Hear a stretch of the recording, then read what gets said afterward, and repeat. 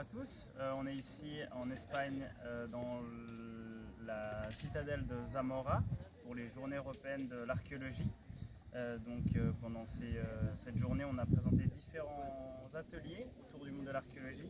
Ici, c'était plutôt orienté sur la préhistoire, plutôt au niveau du paléolithique, avec l'archéozoologie comme thème, avec une présentation au grand public de comment on travaille avec les espèces de référence qui nous permettent de comparer avec les exemples issus des sites préhistoriques et comment on utilise tous les os pour identifier les espèces et comprendre les relations humaines entre les hommes et les animaux.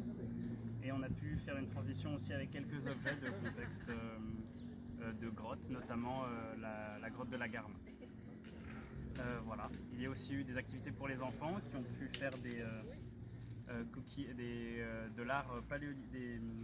de la parure paléolithique à partir de coquillages et silex et pierres qu'on a pu mettre à disposition tout en leur montrant les différentes techniques utilisées à la préhistoire.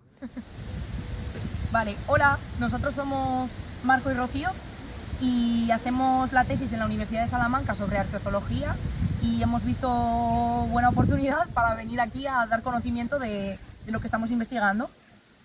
Sí, al final en la arqueozoología lo que estudiamos son las relaciones entre los animales con los seres humanos y pues venimos aquí a enseñarles al público pues, nuestras investigaciones, los resultados de estas investigaciones. Pues es importante saber que aprendan pues, toda la información que sacamos en este caso de los huesos, que es donde hacemos nuestros trabajos, ¿no?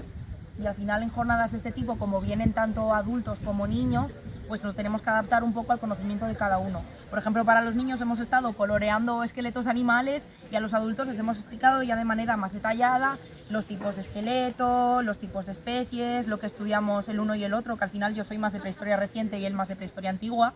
Entonces es interesante sobre todo a la hora de tener que adaptarnos a públicos diferentes, claro. Y bueno, que estamos encantados de estar aquí y de haber participado. Sí, sí.